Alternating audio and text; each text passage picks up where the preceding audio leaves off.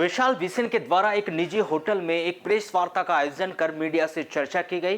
इस दौरान उन्होंने बताया कि उन्होंने कांग्रेस के सभी पदों और जिम्मेदारी से पूर्व में ही इस्तीफा दे दिया है और वे अब निर्दलीय रूप से विधानसभा 111 बालाघाट से चुनाव लड़ने की तैयारी कर रहे हैं।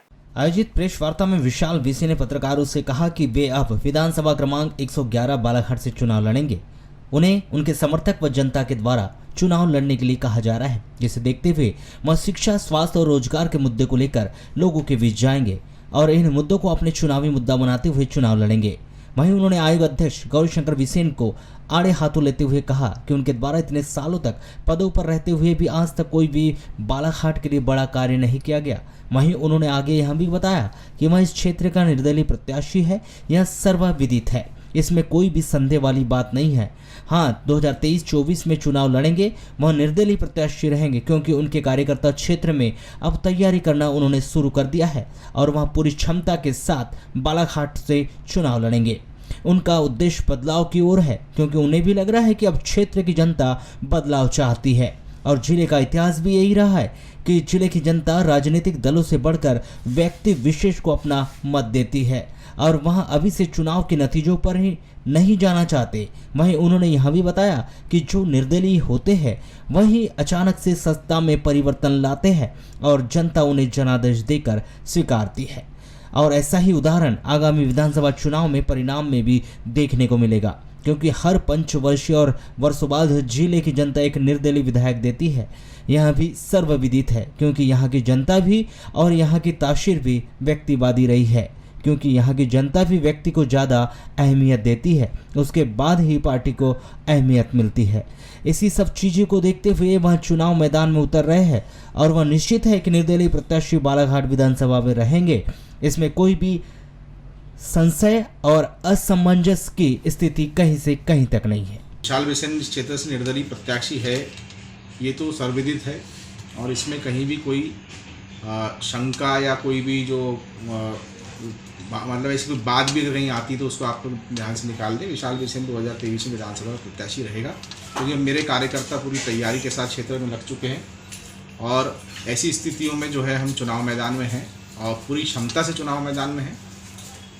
इस बार बालाघाट में बदलाव समझ में आ रहा है, क्षेत्र की जनता बदलाव चाहती है और हमारे ज़िले का इतिहास रहा है कि हमारे ज़िले में कभी भी राजनीतिक दलों से बढ़कर लोगों ने व्यक्ति विशेष पर के पक्ष में अपना मतदान किया। चुनाव के नतीजे क्या होंगे इस पर मैं भी नहीं जाऊंगा, न मैं बता सकता हूँ भविष्य में, परंतु जब भी आप देखिए कि बालाघाट ज़िले में चुनाव होते हैं तो हर विधानसभा में आपको कहीं ना कहीं तीसरा पक्ष जो है बिना किसी पार्टी के बड़ा ताकतवर तरीके से नजर आता है और इतिहास भी कई बार ऐसे बदले गए हैं कि जिन लोगों के नाम कभी नहीं सुनाई दिए थे वो लोग अचानक से बड़े बड़े दिग्गजों को हरा के निर्दलीय विधायक भी बने हैं बालाघाट जिले में। और लगभग पंचवर्षीय में या हर एक दशक में जो होता है एक न एक निर्दलीय विधायक हमारा जिला देता है, ये भी सर्वविदित है। ये सारी बातें हैं उन संभावनाओं की ओर इशारा करती है कि इस क्षेत्र से व्यक्तिगत चेहरे के आधार पर अगर आपके साथ जन समर्थन है, आप जनता बदलाव चाहे और आपके साथ अगर ईमानदार कार्यकर्ताओं की टीम है तो आप निश्चित इस बालाघाट जिले में विधानसभाओं से चुनाव लड़के विधायक बन सकते हैं। इस क्षेत्र की ये मानसिकता रही, यहाँ की जनता की तासीर ही राजनीतिक तासीर जो है वो व्यक्तिवादी वाली रही और ये विशाल बिसेन जैसे एक साधारण व्यक्ति के लिए भी ये जो सोच है यहाँ के लोगों की वो काफ़ी मायने रखती है और उसी सोच के आधार पर जनता की यही सोच कि व्यक्ति पहले पार्टी बाद में, उसी सोच के आधार पर मैं इस चुनाव मैदान में बालाघाट विधानसभा से प्रत्याशी रहूँगा। एक सवाल और बीच में आया था, हमारे पत्रकार साथी ने मेरा इंटरव्यू लिया था, उससे पूछा था कि भाई आपके बारे में कहा जाता है कि बड़ा एक साधारण सा आरोप है, अगर विशाल बिसेन के खिलाफ कुछ भी नहीं है बोलने के लिए तो एक बात बोल दो कि काका भतीजे मिले हुए हैं। तो मैं ऐसे लोग जो ये सवाल करते हैं उनसे पूछना चाहता हूँ कि जितना संघर्ष मैंने 15 साल में गौरीशंकर बिसेन के खिलाफ डट कर किया है, मुझे नहीं लगता कि उतना संघर्ष बाकी राष्ट्रीय पार्टी में रहने वाले किसी व्यक्ति ने खुलकर किया। क्योंकि जब आप सत्ता से संघर्ष करते हैं ना तो जीवन में सामाजिक, आर्थिक, व्यक्तिगत और राजनीतिक हर तरीके के नुकसान भी उठाने पड़ते हैं और ये सारा मीडिया जगत जानता है, सारा जिला जानता है, सारा शहर जानता है कि विशाल बिसेन ने और विशाल बिसेन के छोटे भाई वैभव बिसेन ने किस तरीके से कदम कदम पर जो है नुकसान भी उठाए सत्ता के विरोध के। कई बार हमें गिरफ्तार किया गया, नज़रबंद किया गया, हमारे खिलाफ मुकदमे बनाए गए, फर्जी मुकदमे बनाए गए हमारे छोटे भाई की पंचायत कार्यालय के अच्छे कामों की भी जांच हुई, कई तोड़फोड़ हुई, मेरे ऑफिस के पौधे तक उखाड़ दिए गए। तो बड़े बड़े राजनीतिक परिवार हैं हिंदुस्तान में, जिनमें 2 विचारधाराएं 3 विचारधाराएं हैं। मुझे लगता नहीं मुझे बताने की आवश्यकता है, पर फिर भी मैं जनता के लिए याद दिलाने के लिए बता दूँ कि गांधी परिवार सबसे बड़ा उदाहरण है भाई। राहुल गांधी और वरुण गांधी 2 अलग राजनीतिक विचारधारा के लोग हैं, पर हैं तो एक ही परिवार के। आप महाराष्ट्र चले जाइए, ठाकरे परिवार, मध्य प्रदेश में अभी तक सिंधिया परिवार, यहाँ तक कि माननीय दिग्विजय सिंह जी के छोटे भाई भाजपा से सांसद रहे एक समय में। तो सिर्फ विशाल बिशन गौरीशंकर बिशन मिले हुए हैं क्या? और ये इतने ज़्यादा नाम गिनाए, ये क्या है? तो कुछ नहीं है। कुल मिला के अगर विशाल बिशन को बदनाम करना है तो वो एक लाइन बोल दी जाती है। बालाघाट शहर में लंबे समय से आप देख रहे हैं जो राजनीतिक परिस्थितियां हैं, खासकर सत्ता पक्ष के विधायक के द्वारा पिछले 6 महीने में जो बालाघाट में उनके द्वारा कृत्य किए गए, 6 महीने बोलिए साल भर में जो कुछ भी हुआ है, वो कहीं ना कहीं जनता के अहित में किए गए काम। इसमें से आप लाल बर्रा में देख सकते हैं किस तरीके से वहाँ पे सर्किट हाउस की दीवार, पीडब्ल्यूडी के सर्किट हाउस की दीवार को तोड़वा दिया गया, बिना कोई टेंडर निकाले, बिना कोई रिनोवेशन का काम की शुरुआत किए। वहाँ पर कई सालों से स्थापित जनपद के द्वारा प्रदाय किए पट्टों पर बैठे हुए व्यापारी की दुकानों को दिन दहाड़े तोड़ दिया गया। उसके बाद पुलिस, वहाँ के थाने की दीवार को तोड़ दिया गया बिना पुलिस हाउसिंग का कोई टेंडर निकाले। तो जिस तरीके से कानून को हाथ में लेके काम किए गए पिछले 6 महीने, वो बिल्कुल सही नहीं है। जनता को जिन लोगों के साथ, जिन दुकानदार व्यापारियों के साथ में अहित हुआ, उनको अपना अवसर रखने का, अपनी बात रखने का तक मौका उस समय नहीं दिया गया। अधिकारियों ने अपने हाथ खड़े कर दिए, प्रशासन ने किसी तरीके का उन व्यापारियों को कोई सहयोग नहीं किया।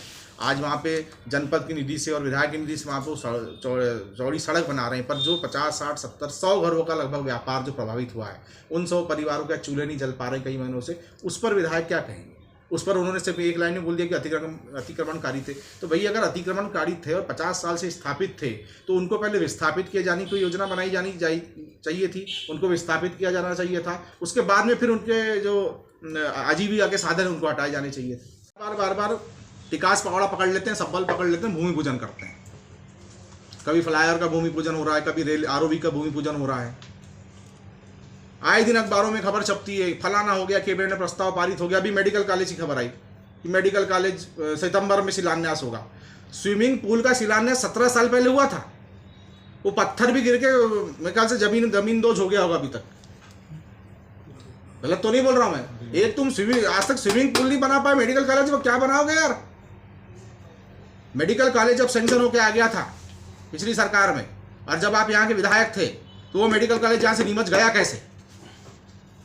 सेंट्रल गवर्नमेंट से अप्रूव होकर आया था। अभी आपकी प्रदेशी कैबिनेट ने उसको पास करी है, सेंट्रल ने कोई अप्रूवल नहीं दिया। मैंने कोई कागज नहीं दिया। आपने कोई कागज देखा क्या अभी केंद्र सरकार का जिसमें बालाघाट का नाम हो? जब पिछले बार 5 मेडिकल कॉलेज सैंक्शन हुए थे, उसमें बालाघाट का नाम था सेंट्रल गवर्नमेंट के लेटर पैड पे।